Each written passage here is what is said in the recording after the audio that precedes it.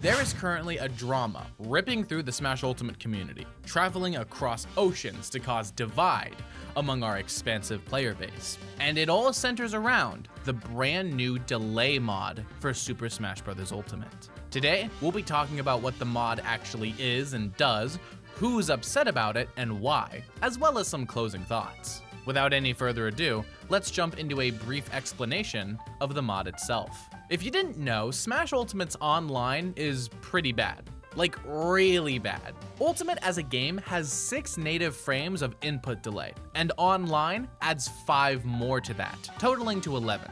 By the way, a frame is roughly equivalent to 16 milliseconds, or 1/60th of a second. So 60 frames is 1 second, just like how 60 seconds is 1 minute. But these 11 frames of input delay have always made online Smash feel like a different game compared to offline Smash, especially for characters who are very precise and frame perfect. Characters like Fox. On the contrary, a character like Samus wouldn't be hurt nearly as much, which has created the toxic online Wi-Fi sphere of characters that we have learned to come to know. That is, until the delay mod. Now, the delay mod has existed for quite some time, but the one that's got everyone talking is the new and improved delay mod, which, for all intents and purposes, basically makes it so that online Smash and offline Smash are virtually indistinguishable. The only problem is that you need to mod your Switch in order to get the mod. Imagine that. Now, to not risk any ninjas coming after me, this is not an official endorsement to mod your Nintendo consoles or games, but this is how most people do it. The 2 most popular methods to mod your Switch are either getting one of the very early Switches and physically modding it, or getting a mod chip into a different Switch 1. And this works for every Switch 1 model, just not the Switch 2, obviously. Now, these 2 methods both have their pros and cons, but the real thing that's making people in North America Smash mad all comes down to cost. A modded Switch at the lowest price that I have personally seen is $150. And this is probably going to go up over time, especially now that a lot of Smash players are seeking to buy these moddable Switches. A mod chip costs significantly more, at least if you take your Switch and send it to someone who has the know-how to put the mod chip into it and then send it back to you, which, for the sake of the video, we're going to assume is the case. Obviously, these expenses with both methods are lessened if you know yourself how to do it, but most people don't. And the main problem for a lot of NA competitors is that no one wants to drop even just $150 on a moddable or mod-chipped Switch, either because they can't afford it, don't find the benefits to be worth the money, or just don't want to. And why does this matter? Because of online tournaments.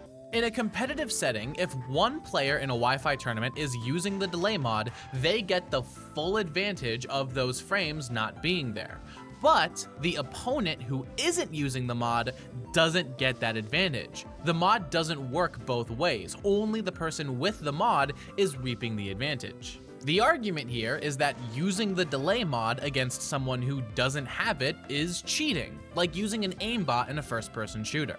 There is no question that this mod is useful for competitive play, and if you're a top player ranked in the, let's say, top 100, you are all but guaranteed to get this mod, so that you can get the best practice and level up your gameplay in the most effective way. For many people, paying $200 for a modded Switch is no different than paying $200 for a modded controller, which has stuff like snapback capacitors, stick notches, and tactile/balled buttons in order to give people the best possible performance. And when you phrase it like that, the affordability argument kinda falls apart. Gaming, especially competitively, is an expensive hobby. If you have enough money to afford a Switch, a copy of Smash Ultimate, a controller, and the internet connection/online membership to play in Wi-Fi tournaments, you probably can afford a moddable Switch, either right now or after just a little bit of saving. But even if you can, that doesn't mean you will. because it's kind of a pain, you know? $200 is a lot of money to spend on a dedicated Smash Bros machine, when truthfully, most people aren't gonna get that money's worth out of this mod. To create a hypothetical, let's say there is a 2-tour Samus main who mostly attends offline locals. They have some good wins, maybe they attend some bigger tournaments every once in a while, but they are mostly just there to chill at locals. For this Samus player, it doesn't really make a lot of sense for them to spend $200 on a dedicated Smash Bros. Switch to get the mod, because the advantage that they're getting from it doesn't really affect them all that much. They have a lot of other things to improve on in their play before a 5 or 6 frame difference is really going to start impacting things. So for this hypothetical player, this trade just isn't worth it.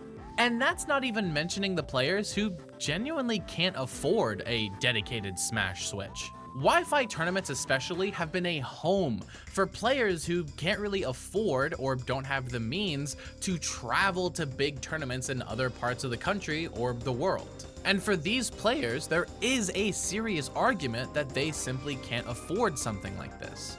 And while some people have made the argument that you could sell the current Switch you're playing on and buy a moddable one and even probably make a profit off of it, a lot of people don't want to trade for an inferior gaming console just for a handful of frames, which, even if they're not strapped for cash, applies to anyone who's using the Switch 2 currently for Smash Ultimate.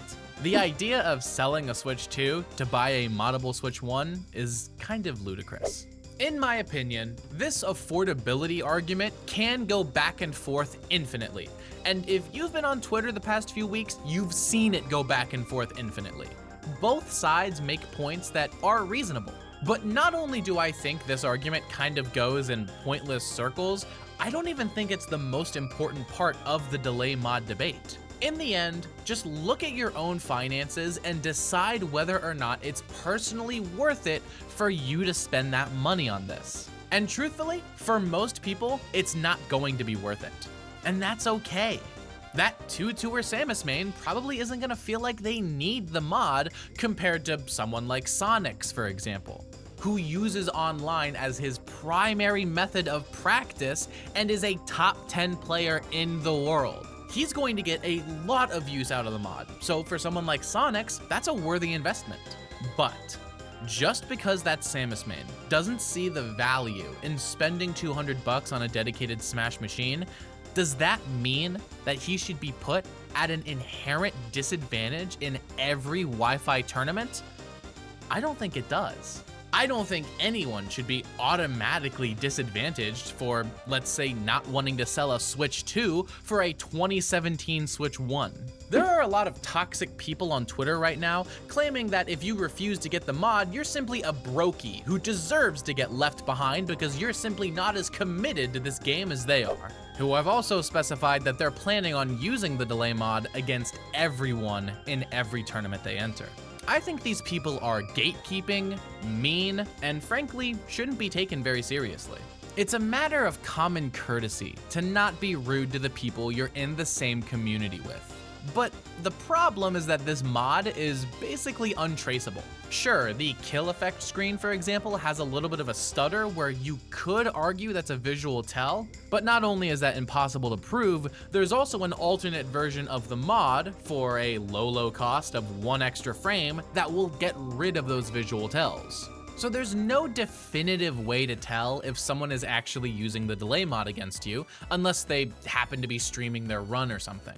If you ask me, I think the solution to this problem is simple, but it's going to require us to be honest with one another. And I know that's a big ask for Smash players. I think there should be tournaments that require the delay mod and tournaments that outright forbid it. I think they should be totally separate, and if you want one or the other, just don't sign up for the tournaments that are in the other camp. Will there still be people using it unfairly against people who don't have it? Yes, that will always be the case from now on.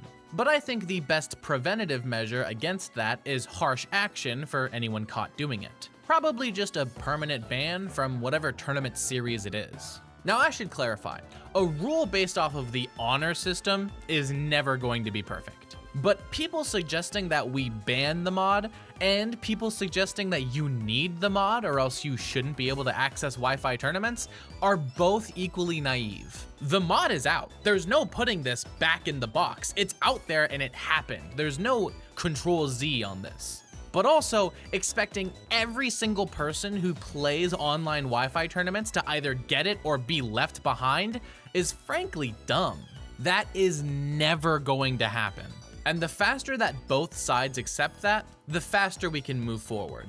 All we can do at this point is try to accommodate everyone. So with that said, let's take a step back from North America for just a moment, because there is a whole other side to this argument that I haven't talked about yet, that being Japan. You see, Japanese Smash players have been livid about this new mod, calling anyone that uses it cheaters, and even going so far as to call the entire North American Smash scene bad at the game, because they need cheats in order to win. Most, if not all, Japanese players are anti-mod, and so are their TOs. There are even some people, though at this point no notable top players or TOs, who have suggested banning anyone caught using it, even overseas players, from all Japanese tournaments. And this outrage has caused both confusion and counter-outrage from the North American Smash community. Also, Europe and South America is included in that too, but I'm just gonna keep saying NA for simplicity. First of all, it's important to know that this outrage isn't anything new. Hurt actually got banned last year because he was caught using the old delay mod, where his sponsor forbid him from entering any tournaments for 6 months, which not only ruined his chances of being #1 in the world that year, but also caused him to miss Kaguribi 13, the largest Smash Ultimate tournament of all time. Well, until Kaguribi 15 happens anyway. But why is this the case? It all boils down to culture differences, something that I've talked about before on other channels, but I haven't really done the argument justice in those times, so I want to do it better justice here. Broadly speaking, most Japanese Smash players are anti-mod of both games and consoles for any reason. The most important reason for this is because it's actually illegal in Japan. But in addition to that, there's also a culture of accepting games the way that developers intended them to be. In the eyes of many Japanese Smash players, Masahiro Sakurai created Smash Bros. Ultimate Online to have 11 frames of delay. And if you don't like that, you should stop playing the game because you're not playing it in the way the developer intended. That might be a bit of a dramatic example, but it does help to illustrate the Japanese perspective to North American people who find it confusing. It's also important for me to mention that not every Japanese Smash player is in agreement with this. Most notably, Shion, the Japanese hero main, has been very vocally pro-mod, and he participated in Hungrybox's online tournament invitational, which required the mod, risking getting banned in Japan in order to do so. Though, as he phrased it on Twitter, a revolution requires sacrifice, as he said. Shion ended up getting 2nd place at that tournament, and Hungrybox paid him for that placement, meaning that Shion broke Japanese law twice, both in participation of this tournament and receiving money from it. Though, I'm not gonna tell on him. Now, most people in North America would agree that these laws and these stipulations are kind of ridiculous. That's just our perspective coming from our culture, where things like modding and emulation and piracy have been part of our online culture for years. It's not going anywhere. And while I personally disagree with the laws themselves in Japan, there's also nothing we can really do about it. A bunch of American Smash players is not going to make a country change their mind about their laws. But how does this all affect the delay mod today? Well, personally, I don't think it will that much. Some Japanese Smash players are going to have a bee in their bonnet about this, and most Japanese Smash players will probably generally disapprove of the mod's use. I don't think that's ever going to change, at least not in our lifetimes. But I don't think the extreme suggestions, like banning overseas players who are known to use the mod, will ever come to pass. So, now we've gone over what this mod is/does, the drama in NA, and the drama in Japan. So, now it's time to leave you with some lasting wisdom. What do I think about this mod and the controversy surrounding it? Personally, I think everyone's making this out to be a much bigger deal than it actually is. Realistically speaking, I think we're probably going to see online tournaments specify whether they allow the mod or not, and Japanese players might yell at people a little bit on Twitter for using it, and that's probably gonna be it. And even if some Japanese players don't really get that bee out of their bonnet, it's not as if they're in a position to really do anything about it.